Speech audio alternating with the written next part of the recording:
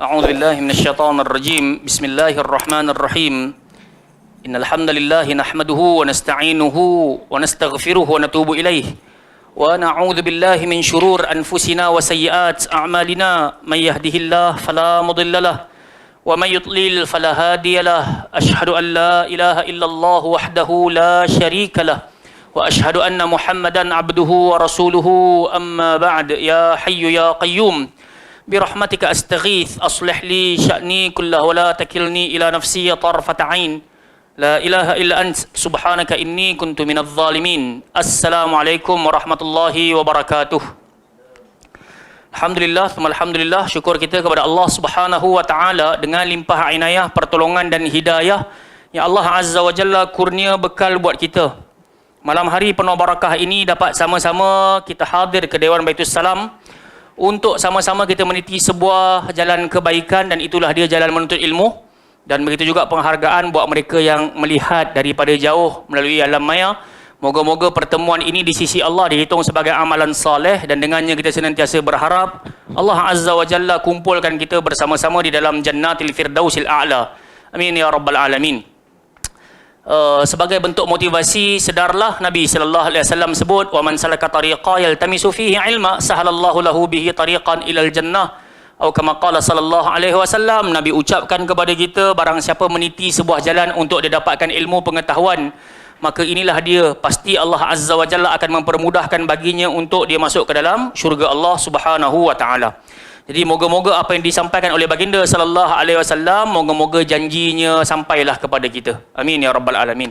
Insya-Allah malam hari ini tanpa kita buang masa, kita meneruskan pengajian kitab kita Syarah Hisnul Muslim yang dikarang oleh Syekh Sa'id bin Ali bin Wahhaf Al-Qahtani rahimahullahu taala wa ghafarallahu lah, di mana pada pertemuan yang sudah kita telah pun tamat pada tajuk yang ke-72. Betul saya noh? Dan tajuknya adalah at-ta'rid bid-du'a li talabit ta'am aw syarab. Doa kepada pemberi makan ataupun minuman. Di mana pada pertemuan yang sudah kita dah bahaskan kisah yang panjang yang disampaikan daripada Miqdad bin Al-Aswad.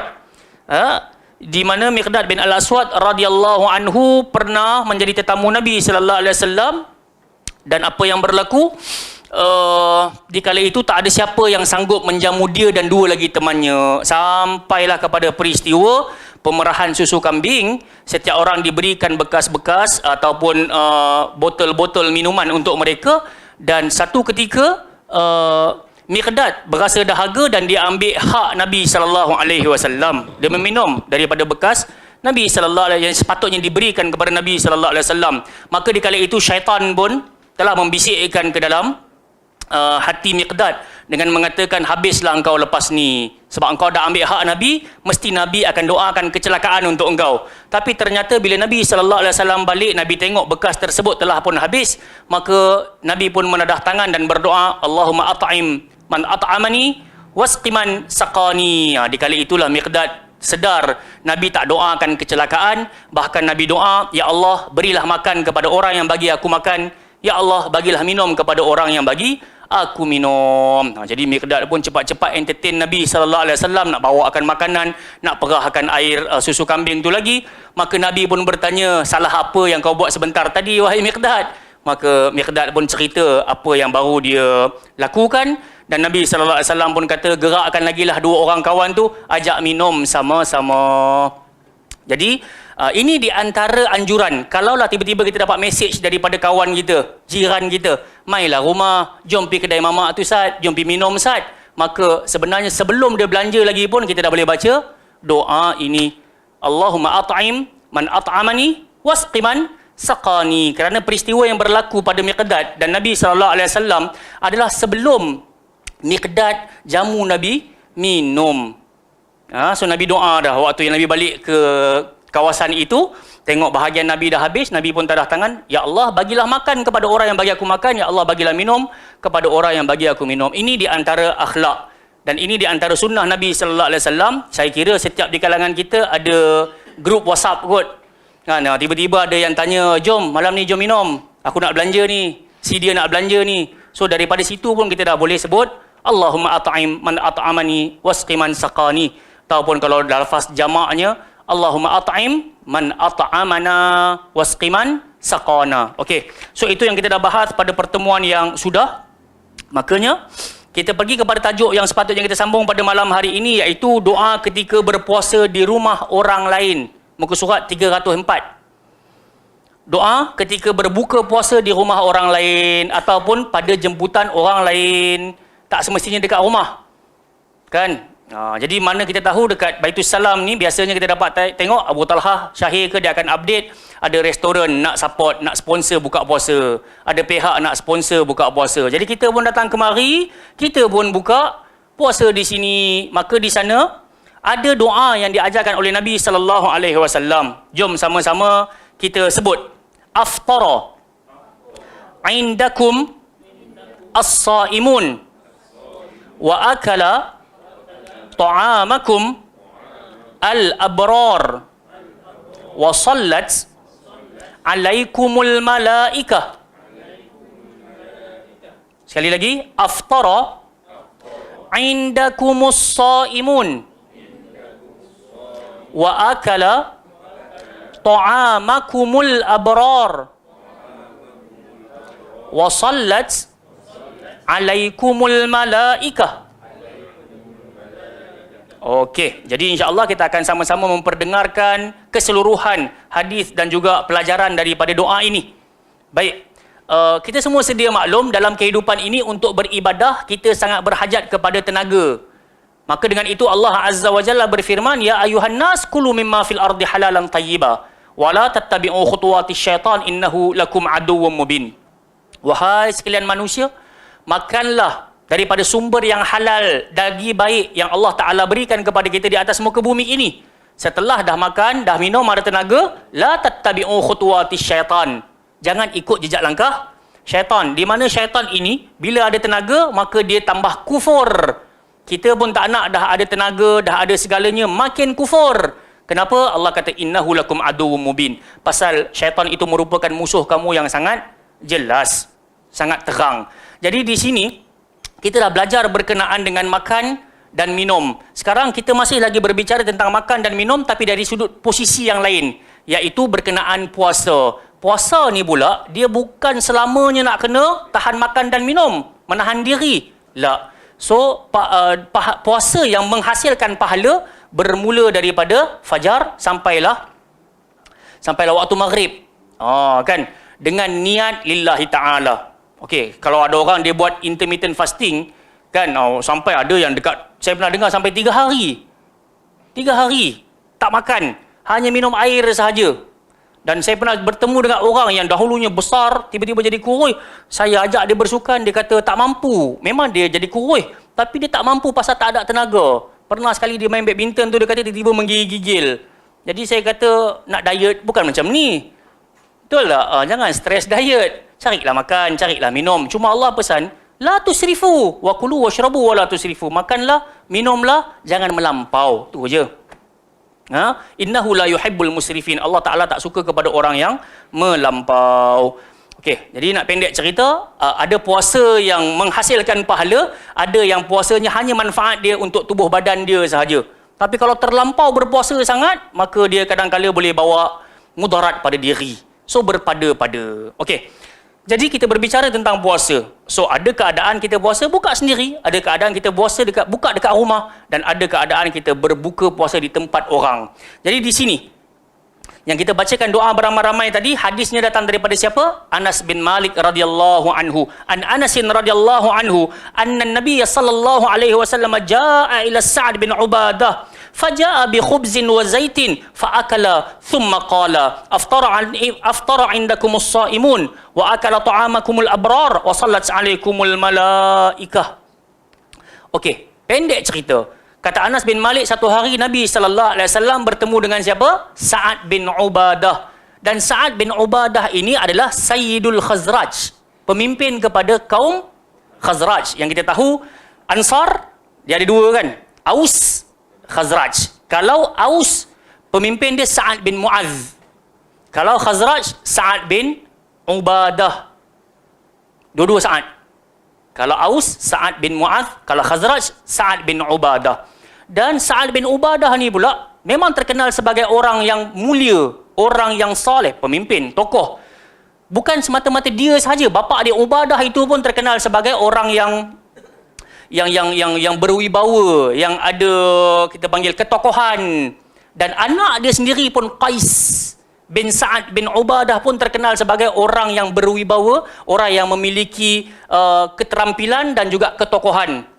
Jadi bila Nabi SAW bertemu dengan Sa'ad bin Ubadah ini, apa yang dilaksanakan oleh Sa'ad bin Ubadah selaku seorang tetamu, maka sangat layak untuk mendapatkan kebaikan daripada pihak tuan rumah. Jadi Sa'ad bin Ubadah pun membentang dan menjamu makanan kepada Nabi berupa roti dan juga zaitun, biji zaitun. Mungkin wallahu taala alam, mungkin dah jadi mukhallal. Mukhallal ni maksud dia apa bang? Zaitun yang telah dicukakan, apa, jeruk yang telah dijerukkan. Biasa Arab suka makan. Hatta kita tengok orang Itali pun kalau buat pizza tak ada zaitun ni macam aib lah. Kan? Maksudnya memang itu sahaja. Apa yang berlaku bila dibawakan khubz dengan zaitun, dibawakan roti depan Nabi, dibawakan zaitun di hadapan Nabi, fa'akala. Nabi pun makan. Nabi makan beria-ria. Thumma qala, selesai Nabi makan, Nabi pun terus baca doa ini. Apa doanya? Bukan doa, Nabi terus bersabda, aftara indakumus saimun. Di rumah kalian ini ada orang yang melakukan puasa telah berbuka. Seolah-olah Nabi nak bagi tahu pada Sa'ad bin Ubadah yang aku sedang berpuasa, kemudian kau jamu pula aku makan. Nanti kita tengok keutamaan dia. Wa akala ta'amakumul abrar, dan makanan berbuka tadi telah disantap oleh orang-orang yang soleh. Wa sallat alaikumul malaikah, dan ketahuilah para malaikat mendoakan kalian. Nabi ucap ucapan itu. Jadi kita pun sama. Andai kata kita berpuasa, dijemput untuk berbuka, tak kisahlah di restoran ataupun di rumah ataupun di mana-mana majlis, di antara doa yang boleh kita bacakan adalah aftara indakumus saimun, kalian telah menjamu orang-orang berpuasa untuk berbuka. Wa akala ta'amakumul abrar, dan makanan yang kalian jamu tu pun telah dimakan oleh orang-orang yang baik. Yang ni bukan masuk dalam tazkiyatun, bukan masuk dalam mereka yang tazkiyah nufusahu, bukan masuk dalam orang yang bajet suci. Tapi betul dah Nabi sallallahu alaihi wasallam khairul bariyah. Dan nak bagi isyarat kepada kita, bukan Nabi nak bajet, nak bagi tahu aku paling baik, tapi Nabi nak bagi tahu kalau orang yang mampu berpuasa ni, bukankah Allah Azza wa Jalla kata pahala puasa dia li wa ana ajzi bih. Puasa dia tu memang untuk aku dan aku maha tahu berapa banyak pahala aku nak bagi pada dia. Menunjukkan dia orang yang duduk di atas jalan ketaatan. Makanan yang kalian hidang tu, depa-depa ni yang makan. Faham tak? Bukan Nabi seorang lah. Maksud syarat dia macam tu. Kita pun kalau buka puasa, jemputan orang, bukan kita main seorang. Biasa ramai-ramai. So kita pun sebut macam tu.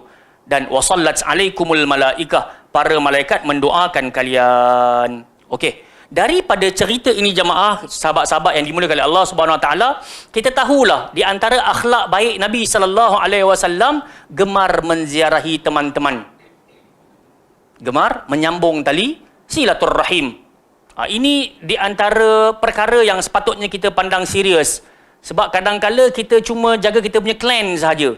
Kita hanya, yalah, tengok kita punya puak, kita punya kaum, baru kita rasa nak pergi. Tapi Nabi SAW bersama dengan muhajirin, ziarah elok je orang-orang Ansar pun. Itu yang pertama. Maksudnya, memang Nabi dah pernah kata, kalau kalian nak masuk ke dalam syurga, jaga 4 benda. Rajin bagi salam, selalu-selalu jamu orang makan, sambung tali silaturrahim, dan juga jaga qiyamul lail waktu orang ramai tidur.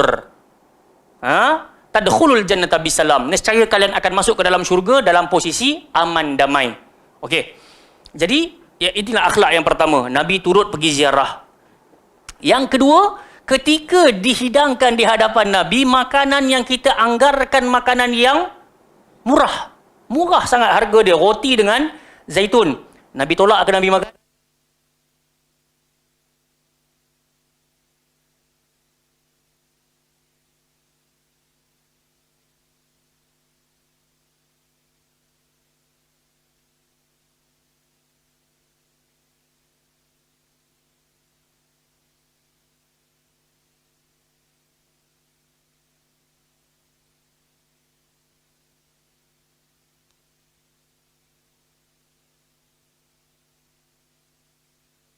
Jangan tahu lagi. Bismillah, bismillah. Dengar kot. Alhamdulillah. Bersuara kembali. Okey, jamaah yang dimuliakan Allah Subhanahu wa taala. Jadi akhlak yang kedua yang Nabi tampilkan ketika dijamu makan, maka Nabi pun akan menyantapinya. Tidaklah terlalu memilih-milih, sebab sifat makan Nabi sallallahu alaihi wasallam, kalau benda tu Nabi makan, berasa nak makan, Nabi akan makan. Kalau benda tu sedap, Nabi akan menjamunya, dan kalau benda tu tak diingini oleh Nabi sallallahu alaihi wasallam, maka Nabi akan berhenti dan tinggalkan. Tak cakap banyak. Mungkin tak kena selera dan semisalnya. So, kita berada di satu zaman di mana orang-orang suka nak cepat-cepat blast, nak sebarkan kedai ni begini, kedai ni begitu, makanan ni begini, makanan tu begitu. Tak salah untuk apa kita panggil, akan datang customer-customer lain tak terkena, tapi hati-hati dalam berbicara, jangan sampai mencela rezeki Allah Subhanahu wa taala. Mungkin kita boleh sarankan kepada tukang masak untuk jaga kualiti. Kan, tapi dalam waktu yang sama jangan sampai keluar makanan ini hanya untuk anjing dan juga kucing sahaja. Kan ada orang kadang-kadang dia macam tu sebab dia berpegang senantiasa dengan customer is always right kan. Dia dok bajak aku nak cakap apa, suka hati aku. Lana a'maluna walakum a'malukum. Jadi kadang-kadang kita dok bajet ananiah sangat macam tu, keakuan sangat, kadang-kadang kita tak sedar kita telah menghina rezeki dan pemberian Allah Subhanahu wa taala. Tu akhlak yang kedua Nabi makan. Dan ini juga merupakan apa yang Nabi ajar kepada para sahabat, mereka apply.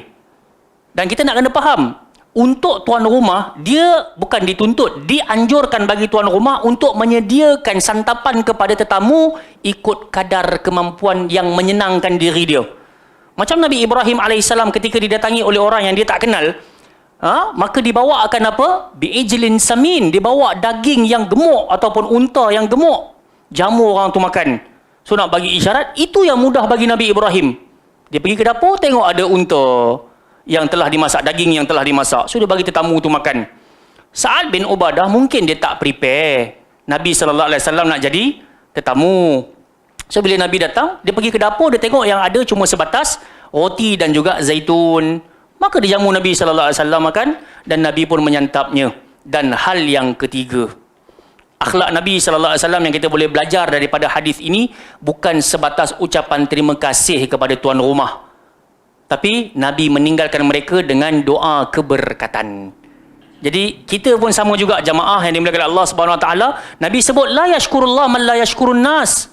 Seseorang itu tak dianggap berterima kasih pada Allah kalau dia tak berterima kasih kepada manusia. Jadi bukan setakat okay, thank you, terima kasih atas hidangan yang melazat, atas hidangan yang lazat dan menyelerakan. Dia bukan setakat itu.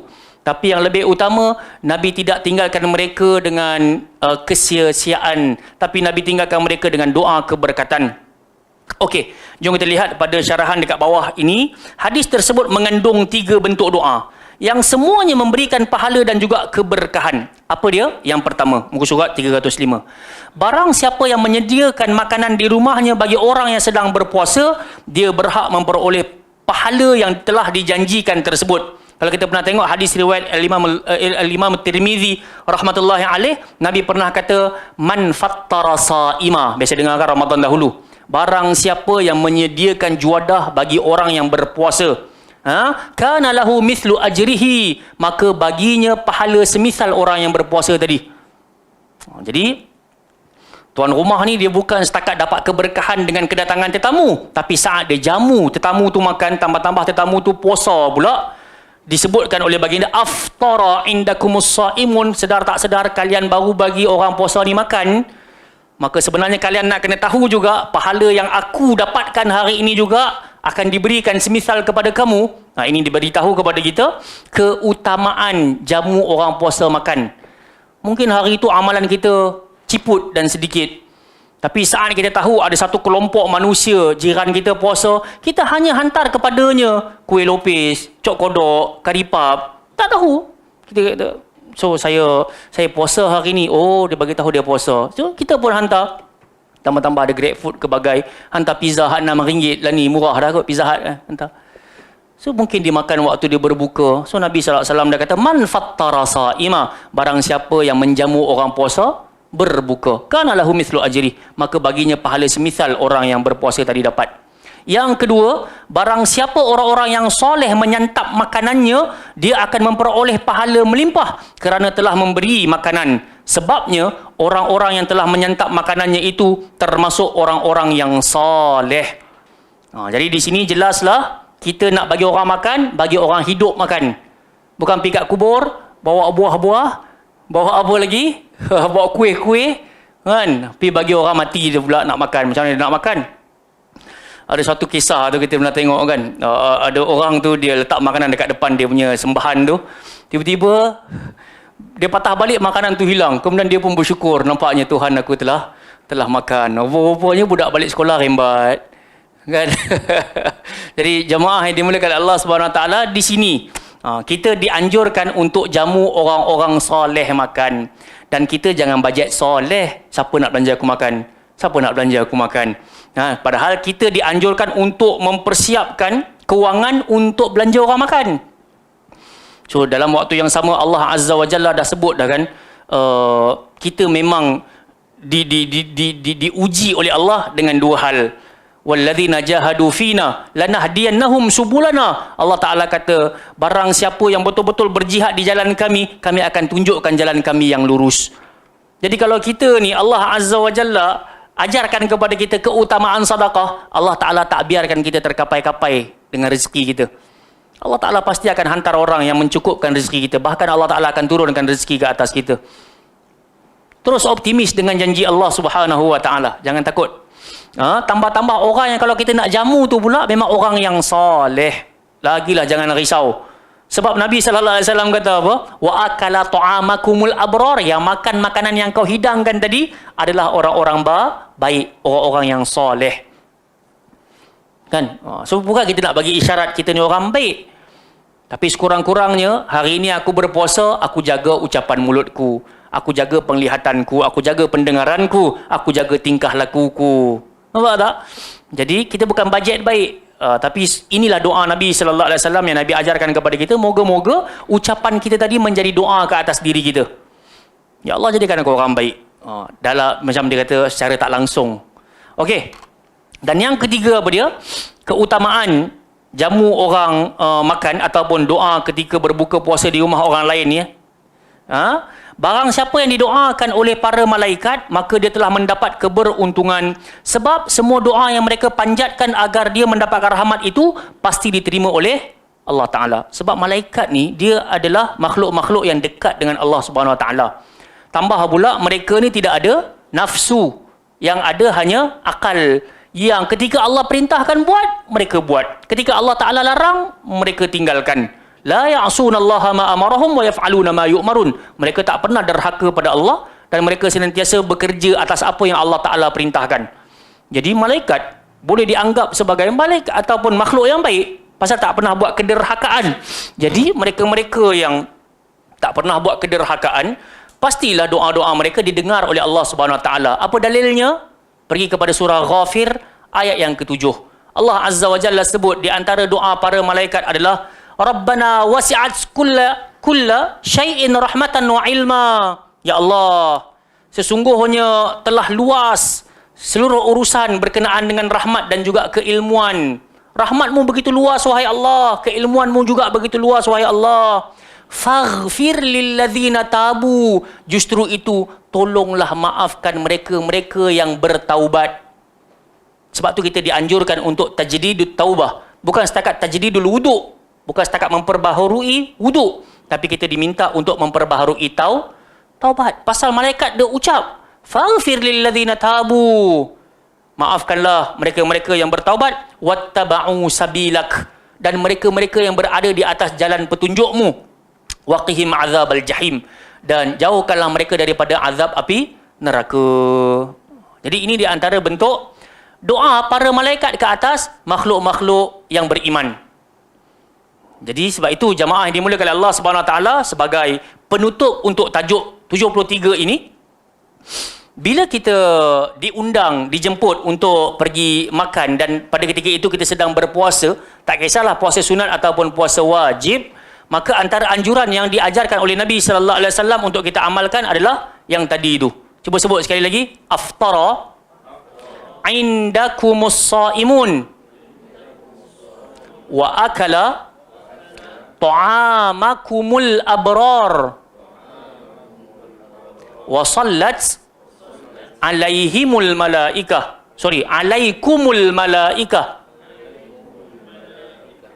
Jadi kalau tak hafal bahasa Arab, kurang-kurang cuba ingat, kenang-kenangkan kembali pembacaan kita di malam hari ini dalam bahasa Melayu. Sama ada dia dengar ataupun dia tak dengar, wallahu ta'ala alam, tak jadi masalah. Tapi mungkin kalau dia dengar menyebabkan dia happy, kan? So lebih baik kita ucapkan. Tapi kalau dia tak dengar pun tak jadi masalah. Kerana Nabi kata da'watul muslim bi akhihi bi dhahril ghaib, li akhihi bi dhahril ghaib. Doa seorang muslim kepada temannya muslim yang lain tanpa pengetahuan teman tersebut, apa yang berlaku? Fihi malakun muwakkalun inda ra'sih, akan dihantar malaikat yang ditugaskan atas kepala dia untuk ucapkan amin walaka bimithlin, untuk engkau pun macam tu juga. Nampak tak? Jadi sebab itu kawan kita dengar ke tak dengar doa yang kita panjatkan untuk dirinya, kalau hal tersebut membahagiakan dirinya, maka kita boleh ucap kuat-kuat. Kan? Tapi kalau kita mungkin tak berkesempatan nak jumpa dia pasal dia layan tetamu begitu ramai, so kita pun sebut aftara indakumus saimun, wa akala ta'amakumul abrar wa sallat alaikumul malaikah.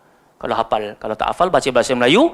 Di rumah kalian ini orang-orang yang melakukan puasa telah pun berbuka, orang-orang yang saleh menyantap makanan yang kalian sediakan, dan para malaikat mendoakan kalian. Okey, selesai dekat sini. Ada soalan? Tak ada? Jelas? Kita pergi kepada tajuk yang ke-74.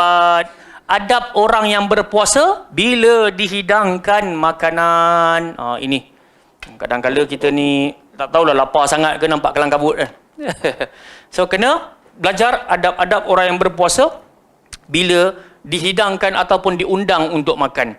An Abi Hurairah radhiyallahu anhu qala Rasulullah sallallahu alaihi wasallam, "Idza du'iya ahadukum falyujib, fa in kana sha'iman falyusalli, wa in kana muftiran falyat'am." Hadis riwayat Muslim. Jemaah yang dimuliakan Allah Subhanahu wa taala, daripada Abi Hurairah radhiyallahu anhu, dia telah berkata, Nabi kita Muhammad sallallahu alaihi wasallam pernah bersabda, "Idza du'iya ahadukum falyujib." Apabila salah seorang di antara kalian diundang untuk makan, hendaklah dia memenuhi undangan tersebut.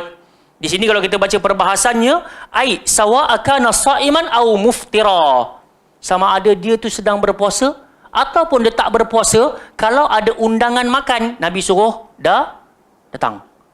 Puasa ataupun tak puasa, sahutilah panggilan tersebut. Sebahagian berpendapat annal amra lil wujub, perintah ini menunjukkan kewajipan. Kalau ada orang jemput kita makan, undangan. Tapi kita boleh tengok perbahasan yang lain disebutkan wajib untuk apa? Majlis perkahwinan. Majlis perkahwinan. So kalau ada undangan majlis perkahwinan, sama ada puasa ataupun tak, datang. Sebab mereka beristidlal, mengambil dalil daripada hadis man qala ijabatud da'wah mutlaqan wajibah, menyahut panggilan hukumnya adalah wajib secara mutlak. Ketika dipanggil tu, hukum memenuhi panggilan tersebut hukumnya adalah wajib.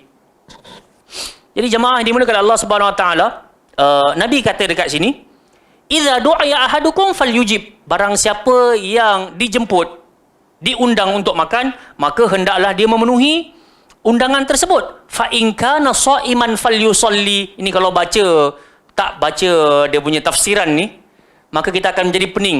Barang siapa tetap berpuasa, maka hendaklah dia solat. Penat. Kawan aku ajak nak kena solat pula. Dah lah aku nak puasa ni. Sebenarnya maksud solat dekat sini adalah doa. Kalau tetap juga dia nak meneruskan puasanya, hendaklah dia mendoakan orang yang menjemputnya. Sebab maksud solat itu sendiri pun dari sudut bahasa adalah doa. Sebab itu ada hadis yang lain Nabi kata, "Idza shalla ahadukum falyabda' bitamjidi rabbah." Falyabda' bitamjidi rabbuh. Disebutkan, kalaulah kamu semua hendak memulakan doa, maka mulakan dengan memuji Tuhanmu. So kalau orang salah faham, "Idza shalla ahadukum," apabila kalian solat. hendaklah memuji Tuhan kalian. Sebenarnya nak bagi isyarat, Nabi suruh kalau berdoa. Salat tu bukan bererti salat tu. Tapi salat tu maksud dia adalah berdoa. Startkan dengan puji Allah, kemudian top upkan pujian dan juga pengagungan terhadap Allah. Thumma yusallu alayya, lepas tu baru selawat kepada aku. Thumma yad'u ba'du bima syaa. Lepas tu nak doa apa, doa lah kata Nabi. Cuma poin utama dia sebelum berdoa tu jangan lupa puji Allah, jangan lupa agungkan Allah, jangan lupa selawat kepada Nabi sallallahu alaihi wasallam. Bahkan dalam sebahagian athar Sayyidina Umar radhiyallahu anhu berkata, barang siapa berdoa, sesungguhnya doa tersebut senantiasa tergantung di langit. Sampailah selesai seseorang itu berselawat kepada Nabi sallallahu alaihi wasallam, barulah doa tadi menembusi langit tersebut. Jadi penting nak berdoa ni dengan selawat ke atas Nabi sallallahu alaihi wasallam. Okey. Falyusalli, maksud dekat falyusalli di sini adalah yad'u lahum bil barakati wal khairi. Hendaklah mendoakan kepada yang menjemput tadi dengan doa penuh keberkatan dan juga kebaikan. Wa in kana muftiran falyat'am. Andai kata orang yang dijemput tadi memang tak puasa, Nabi kata hendaklah dia ikut makan. Okey, tengok dekat bawah ni, maksud falyusalli hendaklah dia solat, yakni hendaklah dia mendoakan si pengundang. Sahabat yang meriwayatkan hadis ini macam kita sebutkan tadi adalah Abu Hurairah radhiyallahu anhu. Tengok muka surat 306. Sabda Nabi falyusalli, hendaklah dia solat. Para ulama berselisih pendapat tentang maknanya. Jumhur ulama berpendapat maknanya adalah hendaklah dia mendoakan orang yang mengundang makan itu agar mendapat ampunan dan barakah serta yang semisalnya. Kalau dia terpaksa berpuasa kan, paling-paling dia kena doakan kebaikan dan pengampunan. Juga menurut bahasa, erti solat adalah doa. Kita sebut tadi as-salah fil lughah ad-du'a. Solat dari sudut bahasa itu bererti doa. Sebab tu kita boleh tolak orang kata siapa-siapa tak doa lepas semayang tu, dia sombong. Sebab solat menurut bahasa itu sendiri adalah doa. Buktinya mana? Tiap-tiap rakaat kita minta, tunjukkan kami jalan yang lurus. Tiap-tiap rakaat kita sebut Rabbighfirli, Rabbighfirli, maafkan kami, maafkan kami. Tiap-tiap rakaat juga dianjurkan dalam rukuk pun boleh top up doa, dalam sujud pun boleh top up doa. Hatta di penghujung tahiyat akhir itu ataupun tasyahud akhir itu adalah waktu mustajab doa. So tertolaklah ucapan apalah lepas sembahyang turun bangkit. Kan, sombong betul dengan Tuhan tak mau doa-doa. Sebenarnya dia telah pun berdoa di dalam solatnya. Okey, selesai. Kemudian wasalli alaihim, surah At-Taubah ayat 103 ni kan, kalau tengok dekat dalam ni dia tulis wasalli alaihim. Allah Taala kata khudh min amwalihim sadaqatan tutahhiruhum wasalli alaihim. Allah kata ambillah daripada harta mereka sebagai bentuk sedekah, wasalli alaihim. Dan ketika itu engkau berdoalah untuk mereka wahai Muhammad yang keluarkan harta untuk zakat dan juga sedekah. Salli alaihim bukan solat ke atas mereka, tapi doalah untuk mereka. Inilah yang telah disebutkan oleh penulis. Ulama lain berpendapat maksudnya adalah solat yang disyariatkan dengan rukuk dan sujud, yakni melakukan solat agar keutamaannya sampai kepada orang yang mengundang makan tersebut. Ini ada juga yang berpendapat dengan secara literal ni maksudnya semayang tu ya. Kalau orang tu memang jemput kita makan, kita puasa, dianjurkan untuk salat. Mungkin dalam salat tu kita doakan kebaikan untuk tukang undang. Ada pun berkenaan dengan orang yang membatalkan puasanya, telah disebutkan dalam sebuah hadis dari Nabi sallallahu alaihi wasallam, fa in syaa'a ta'ima wa in syaa'a taraka. Kalau dia nak puasa, dia puasalah. Kalau dia berkehendakkan untuk makan, maka makanlah. Kalau antara keduanya mana lagi baik? Ada perbahasan kat bawah ni juga. Kan? Kalau dia rasa lapar sangat dan dia nak menggembirakan hati yang menjemput, maka makanlah. Tak ada larangan. Tapi kalau dia tetap juga nak berpuasa, maka kena cakap elok-elok, jangan sampai mengguriskan hati tuan rumah. Apa jemput hari Isnin orang puasa-puasa macam ni? Oh, kacau. Kawan tu pun kata, aku jemput makan, anak puasa, cakap elok-elok. Faham tak? Kadang-kadang dia tak perasan.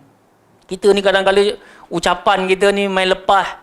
Kita duk bajet macam elok, tapi rupa-rupanya orang yang berhajat tu terguris hatinya. Kita kena faham satu hakikat. Antara amalan yang paling Allah Ta'ala cinta adalah idkhalu surur fi qalbi akhika atau kama qala sallallahu alaihi wasallam. Nabi kata perkara yang paling Allah Ta'ala cinta adalah memasukkan kegembiraan di dalam hati teman-temanmu. Faham tak? Jadi memasukkan kegembiraan ni tak hanya dengan datang makan, boleh jadi dengan bentuk ucapan, boleh jadi dengan bentuk apa? Gembirakan dengan senyuman. Itu pun boleh menggembirakan hati teman-teman kita. Jom kita tengok. Jika dia diberi pilihan, namun disunnahkan baginya untuk ikut makan berdasarkan hadis Nabi sallallahu alaihi wasallam yang menganjurkan hal itu. Wallahu taala a'lam. So lebih utama bukalah puasa makan. Buka puasa makan. Namun kata pentasheh, memberikan rincian dalam hal itu lebih utama jika dengan puasanya itu tidak membuat kecewa orang yang menjemputnya dan orang itu mengizinkannya, maka tetap berpuasa itu lebih afdal dan cukup dia mendoakannya. Nampak tak? Ini maksudnya mungkinlah dia jemput pukul 3 atau pukul 4 petang kan, kita dah puasa half day dah lebih dah pun, cakap lah elok, aku bukan tak mau datang kau punya apa tu minum petang lepas asar ni, tapi aku sedang berpuasa. Harap faham. Mungkin kalau aku boleh sampai pun lewat sikit ke, atau waktu lain aku cuba datang. Tapi apa pun aku doakan kelancaran majlis tersebut. Ini di antara bentuk jawapan terbaik. Mungkin dengan cakap-cakap macam tu tak menggores hati yang menjemput. Sedangkan jika dengan puasanya itu membuat kecewa saudaranya yang mengundang, maka membatalkan puasanya itu lebih afdal. Kan mungkin lah tak jumpa berpuluh tahun kan. Tiba-tiba dia kata, aku sangat berharap kau datang.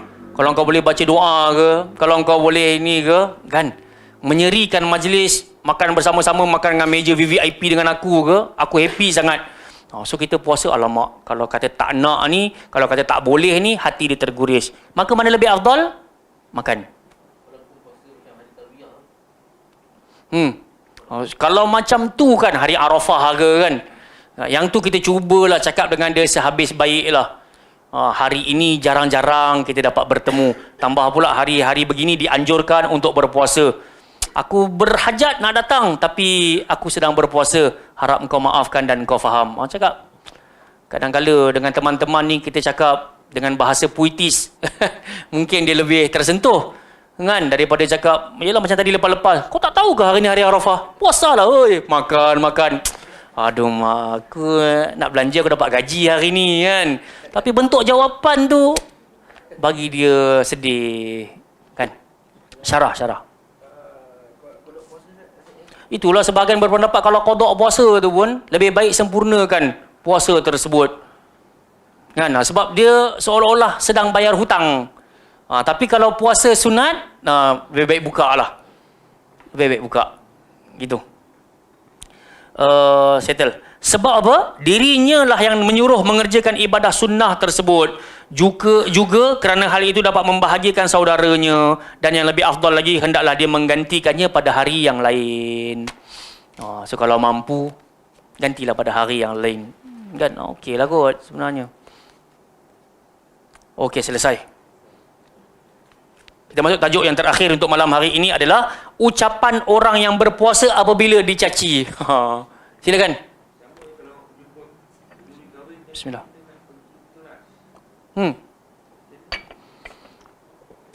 Utamakan mana yang utama? Kenduri kahwin dengan menghadiri majlis ilmu. Saya nak kata sebab kedua-duanya nampak macam fardu ain. Kan? Nampak macam wajib bagi keduanya. Cuma saya terlintas kat kepala saya tadi, ada pengajian Imam Ahmad bin Hanbal. Di hadapannya ada seorang pelajar dan anak kepada pelajar tersebut meninggal dunia. Tapi pelajar tersebut, dia tak pergi pun uruskan anak dia tak solat. Bukan, maksudnya dia tak pergi pun. Kemudian ditanya kepada, bukankah anak engkau baru saja wafat? Dia kata, anak aku dah wafat dan aku ucap innalillahi wa inna ilaihi raji'un, dan aku dah semayang sunat ghaib. Khalas. Aku tak nak ketinggalan majlis ilmu Imam Ahmad. Dahsyat sangat. Anak sendiri, bukan anak jiran. Anak sendiri. Maksudnya hati dia kuat dengan ilmu. Menunjukkan ilmu ni satu benda yang besar. Hatta bab perkahwinan ni pun sebenarnya anjurannya besar. Wajib. Jadi kita kena timbang tara. Mungkin hari ini ilmu kita still ada recording. Atau mungkin kita pergi awal ke majlis perkahwinan, kemudian minta izin untuk bersegera. Ataupun kita minta izin awal-awal, aku boleh datang tapi lewat lepas habis majlis ilmu. Begitu. Wallahu ta'ala a'lam. Tapi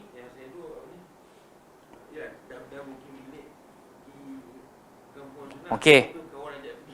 So mana dululah kot. Mana dahululah kot. So memang macam tadi kita dah booking pergi perkampungan sunnah awal. So pergi je lah perkampungan sunnah. Kan macam baru ni saya sendiri pun tak sempat nak pergi perkampungan sunnah tu sendiri pasal sebelum tarikh itu keluar dah ada orang jemput untuk majlis perkahwinan dan akikah. Dah dia minta saya bagi tazkirah. Jadi dekat Perlis pula kawan-kawan semua, ustaz nak datang tak, nak bagi bilik apa semua kan. So kita macam alamak, mana lebih utama? So saya kena berpegang dengan janji yang pertama lah. Tapi sebab saya tahu recording ada kan, so kita boleh tengok. Andai kata saya pergi ke sana, saya dengar secara live tapi hati dia terusik, janji dah tapi pergi tempat lain pula, so yang tu akan mengganggu silaturahim, ukhuwah. Silap-silap boleh menghancur dan meremukkan hati tuan rumah. Wallahu ta'ala a'lam. Apa-apa pun abang syarah aja sebenarnya. Manusia ni gitu. Dia hatinya, fitrahnya baik dan dia sangat suka mendengar kepada syarahan yang baik. Tapi kalau secara syarah tu pun tak betul dah, maka itu yang kadang-kala ramai orang buat baik tapi pengakhirannya neraka. Kerana niatnya, caranya salah. Allah Ta'ala a'lam. Okey, tajuk yang ke-75, tajuk terakhir pada malam hari ini adalah ucapan orang yang berpuasa apabila dicaci. An Abi Hurairah radhiyallahu anhu anna Rasulullah sallallahu alaihi wasallam qala as-siyamu junnah. Tak ada kan dalam buku ni kan? Tapi ada syarahan kat bawah ni. Nabi sallallahu alaihi wasallam kata apa? Puasa adalah sebuah junnah, perisai. Kita dah pernah syarah dah dahulu. Perkataan junnah ni dia punya ejaan macam jannah juga. Kalau junnah jadi perisai. Kalau jannah jadi syurga. Kalau jinnah jadi gila. Sikit je bertukar. Junnah, syil, perisai. Jannah, syurga. Jinnah, gila. Sebab tu jangan bila baca hadis ke tiba-tiba tak ada baris. Asyamu jinnah. Naya. Puasa itu mewarisi kegilaan. Habis terus tintang pukang. Faham tak? Sebab tu kita berhajat pada ilmu bahasa Arab. Saya ucap tahniah lah. Mana-mana yang sambung datang ke kelas Ustaz Adli, kat Baitul Salam ke kat mana sekali pun, belajar bahasa Arab. Basic pun tak apa. Dapat komunikasi pun tak apa. Sebab kebahagiaan baca Quran dengan kefahaman sangat berbeza daripada baca Quran mendayu-dayu tapi tak faham. Ini benda yang saya nikmati lah dan saya rasai. Bukan cakap besar, tapi benda yang sedang kita lalui. Satu waktu kita pernah baca Quran, tak faham. Dengan baca Quran sikit-sikit faham. So kita rasa, kita akan rukuk tu bila habis cerita. Pasal faham cerita. Ada orang, dia tak habis cerita dan dia rukuk, kita pun kata alamak sikit lagi nak habis. Contohnya berkenaan dengan motivasi ke, berkenaan dengan ayat ancaman ke kan. Ancamannya apa? Tiba-tiba rukuk dah. Faham tak? Allah Ta'ala a'lam. Teruskan. Jadi, as-siyamu junnah. Puasa itu adalah sebuah perisai. Fala yarfuth wala yajhal. Nabi sallallahu alaihi wasallam kata, apabila engkau berpuasa, maka janganlah engkau melakukan rafath, jangan pula melakukan kejahilan. Rafath, bermanja-manja, tergedik-gedik dengan pasangan ke apa, menyebabkan boleh pergi kepada jima'. Rafath tengah puasa ni. Sebab tu Nabi kata, man istata'a minkumul ba'ah wa ya ma'syaras syabab. Wahai para pemuda, siapa yang berkemampuan untuk menikah, falyatazawwaj, kahwin cepat. Dan wa man lam yastati', barang siapa tak mampu, fa'alaihi bis-siyam atau fa'alaihi bis-saum, dia kena puasa, fa innalahu wija. Sebab puasa ni jadi syil. Sebab tu Nabi kata, kalau siapa yang dah masuk dekat alam puasa tu, dalam medan puasa, jangan yarfuth, jangan manja-manja yang melampau, wala yajhal, tak usah buat benda-benda mengarut. Ya jahal. Ada orang dia puasa Ramadan tapi tak solat. Ya jahal lah. Dia buat benda tak bagus lah. Dan dia bajet dia pun sedang duduk atas jalan kebaikan. Kemudian apa lagi kata Nabi SAW? Wa ini mru'un qatalahu aw syatamahu falyaqul inni sha'im. Ahlan wa marhaban. Nabi kata, kalau kau sedang berpuasa, tiba-tiba engkau didatangi oleh orang yang menentangmu, oleh orang yang nak memerangimu, serta dia mengejek dan menghina, keji dirimu, maka sebutlah inni sa'im. Dalam sebahagian riwayat Nabi sebut inni sa'im marratain. Sebutlah 2 kali, aku sedang puasa, aku sedang berpuasa. Maksud inilah dia. Kadang-kadang saya duk tengok kawan-kawan dekat dalam Facebook tu bila sedang berdebat dalam bulan Ramadan, maka ada yang tulis aku sedang berpuasa. Alhamdulillah. Moga-moga kalau dia tak tulis pun dia sebut dekat luar daripada medan peperangan Facebook tu pun okey je. Inni saim. Jamaah sekalian, yalah, saya kira dalam dakwah ni memang ada orang yang dianjurkan untuk menjadi fighter, ada orang yang dianjurkan untuk menjadi bahagian pertahanan, dan ada yang kena calm down, dia kena tenang. Bukan bererti dia reda dengan kemaksiatan yang berlaku, tapi dia kena tenang. Saya teringat ketika saya menghubungi teman karib dan juga teman karib satu masa dahululah dah. Hari ini dah jadi orang besar, orang hebat, Masya Allah. Saya pernah bertanya, adakah patut untuk aku join sama peperangan ini? Diam, tambah ilmu. Diam dan tambah ilmu. 3 kali dia pesan kat saya macam tu. Jadi saya pun faham satu hakikat, mungkin orang macam saya tak layak aku nak pergi perang kat internet macam ni. Tapi bukan bererti saya tak sokong bagi mereka yang nak menegakkan Quran dengan sunnah ni. Cuma saya duk nampak ada orang tu memang dia punya tugas dalam berdakwah ni, dia jadi penyerang, ada yang bertahan, ada yang dia tengok kot jauh. Tapi bukan dia reda. Okey. Jadi sebab itu, saya punya nasihat untuk diri saya dan kita semua jamaah sekalian, paling-paling kalau kita rasa tak mampu nak berdakwah dengan jalan hikmah, sebenarnya diam itu juga boleh menghasilkan pahala. Dan kita doa kot jauh lah. Ya Allah, bagilah kami hidayah, bagilah kepada mereka hidayah. Tapi kalau kita ada inputnya, kita ada faktanya, ada dalilnya, kemudian kita nak masuk, silakan. Kan? Tapi kalau tak, kita ilmu alat pun kadang-kadang baris tertukar lagi, maf'ulun bih dengan fi'lul madhi, fi'l mudhari', fi'l amar pun kita tertukar-tukar lagi. Tenang dululah. Kan? Sebab ada fighter-fighter yang memang insya-Allah Allah hantar. Kan? Yang kita ni kan kadang-kadang dengung pun tak reti lagi, mak jaiz dengan mak wajib pun, jaiz pun jadi wajib, wajib pun jadi lin. Dia bertukar-tukar tu kan. Hati-hati. Kan? Tambah ilmu dahulu, insya-Allah. Allah mesti akan menangkan agama ni walaupun tanpa kita. Walaupun tanpa kita. Kita dok bajet, akulah fighter sebenar era sunnah dekat Malaysia. Kalau Allah nak menangkan agama ni, kita tak ada pun Allah kasih menang juga. Berapa banyak kisah orang-orang kafir sendiri yang memenangkan agama Islam. Kan? Di antaranya Allah Ta'ala sampai sebut dalam Al-Quran, awaman kana maitan fa ahyaina. Tidakkah engkau perhatikan kepada satu makhluk yang mati asalnya lalu kami hidupkan? Dan sebahagian ulama mufassirin berkata ayat ini Allah Ta'ala turunkan untuk siapa? Sayyidina Umar bin Al-Khattab radhiyallahu anhu. Asalnya dia adalah penentang Islam yang sangat keras lawan agama Islam, tapi bila dia masuk dalam agama Islam, tengok apa yang berlaku, fa ahyaina, kami hidupkan dia dengan iman dan juga ilmu. Sampai-sampai kita pun pernah dengar Nabi kata, laukana ba'di nabiyyan lakana Umar. Kalaulah lepas aku ni ada Nabi, confirm dia adalah Saidina Umar. So, tak apa. Kita bersemangat, bagus. Tapi paling utama bersemangatlah dengan ilmu. Sebab tu saya cenderung,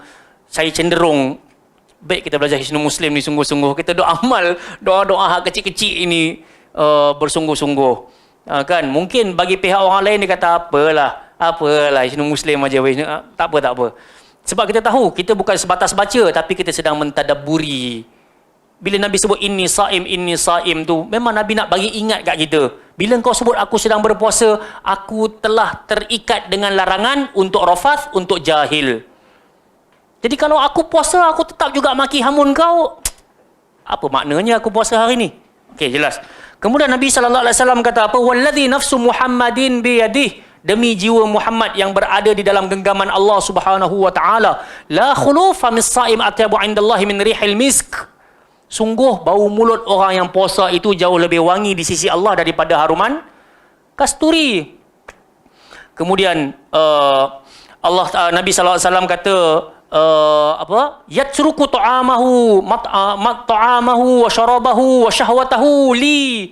Allah kata sesungguhnya dia tu telah meninggalkan makan dia, minum dia, syahwat dia kerana aku, dan puasanya li untuk aku, wa ana ajzi bih, akulah yang maha tahu berapa banyak pahala aku nak bagi pada orang macam ni. Kemudian Allah Subhanahu Wa Taala kata apa? Wal hasanatu bi asyri amsalha, dan satu kebaikan itu akan dibalas dengan 10 kebaikan yang serupa. Jadi sebab itu jamaah yang dimuliakan Allah Subhanahu Wa Taala, bila Allah Azza wa Jalla izinkan kepada kita berpuasa sunat, maka jaga kualiti puasa tersebut.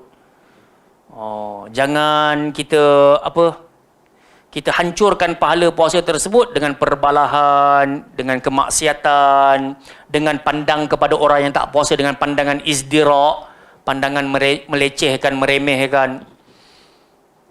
Sebab hari ni kita boleh datang kuliah, hari ni kita boleh solat jamaah, hari ni kita boleh puasa, kita boleh baca Quran, semua taufik dan inayahnya datang daripada Allah. Taib.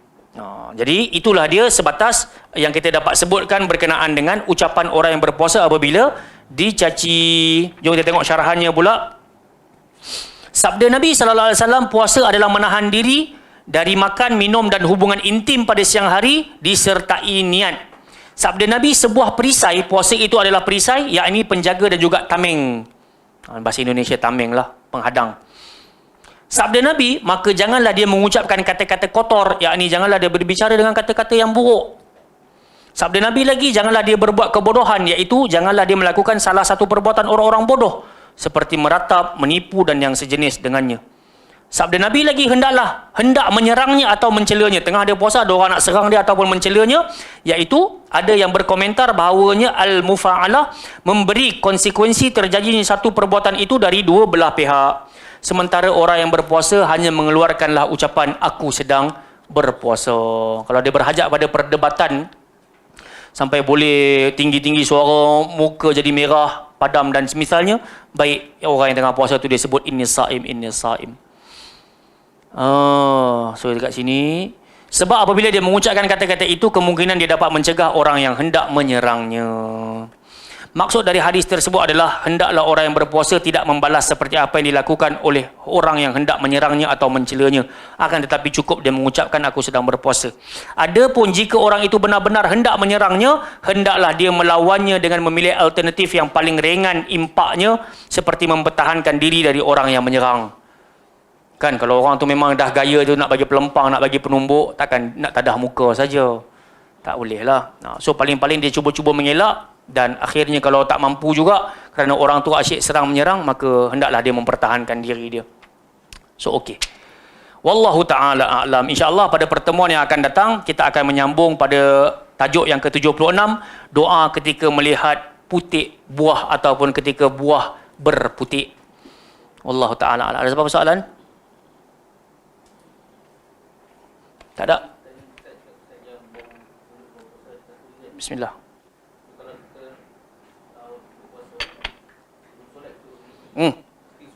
Still sunnah. Boleh.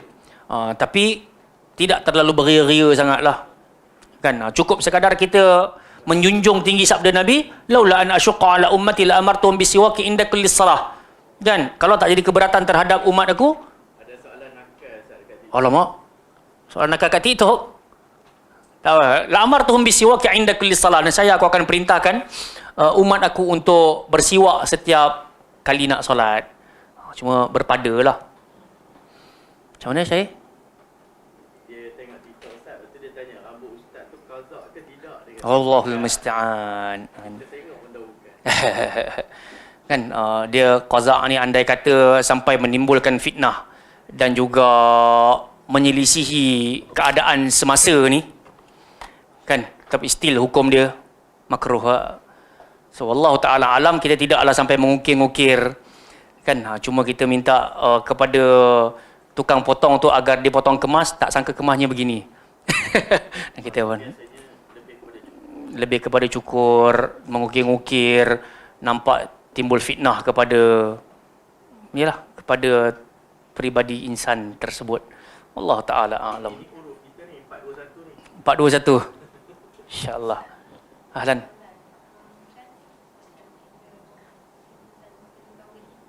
Okey.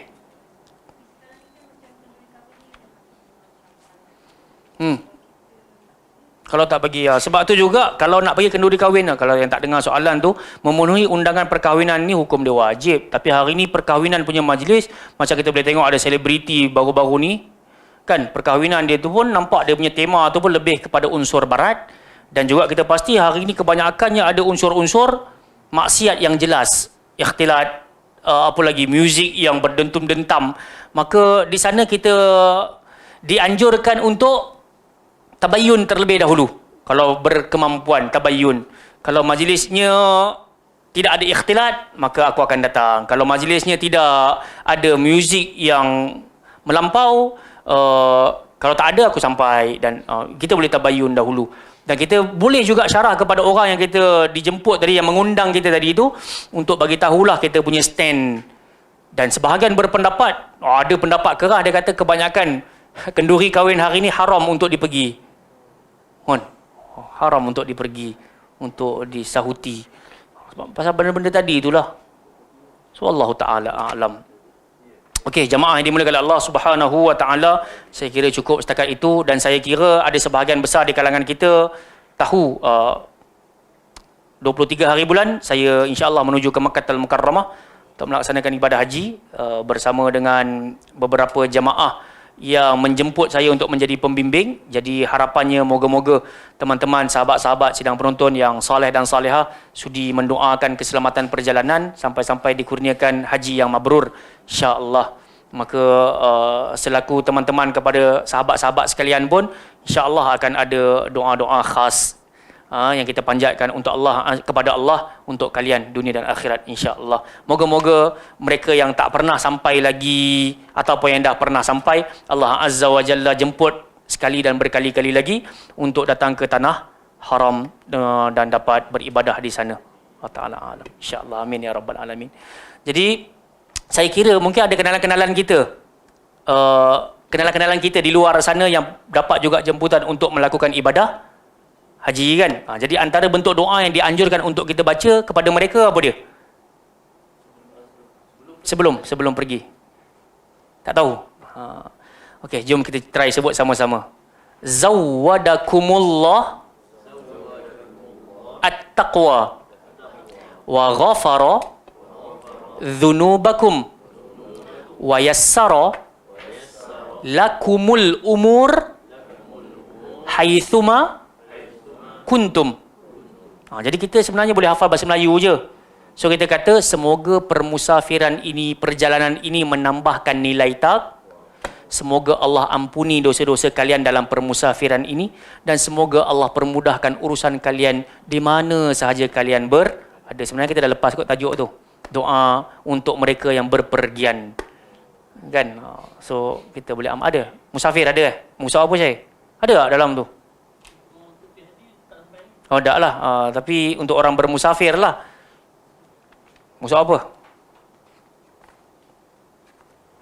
Ada ke saya? 337? Tak sampai ke? Doa kepada orang yang bermusafir. 337 tengok bawah tu ada kan? Zawwadakallahu taqwa wa ghafara dhanbak wa yasrakal khair haitsuma kunt. Ini di antara doa yang kita boleh titipkan kepada orang yang bermusafir. Dan untuk orang yang kita nak tinggalkan, family kita, macam itulah astaudiukumullah alladzi la tadhi'u wada'i'uh. Kan aku tinggalkan kalian kepada Allah yang tak pernah culas, tak pernah membiarkan orang-orang yang ditinggalkan dalam penjagaannya. Okey, taib. Sekali lagi, wallahu taala alam, semoga kita bertemu lagi pada minggu hadapan. Insya-Allah ada kelas tahsin lah. Kan, tapi minggu satu lagi itu tak dan lah, kelas berapa? 25 hari bulan 25 kot. Minggu keempat tu. Ahad minggu 4 tu. Tak dan lah kot. 22 hari apa?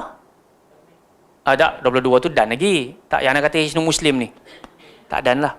Baik, jadi insya-Allah kita bertemu lagi. Subhanakallahumma wa bihamdika asyhadu an la ilaha illa anta astaghfiruka wa atubu ilaik. Sallallahu nabiyina Muhammad ala alihi washabihi wa baraka wasallam. Aqul qali hadza astaghfirullahal azim li wa lakum. Assalamualaikum warahmatullahi wabarakatuh.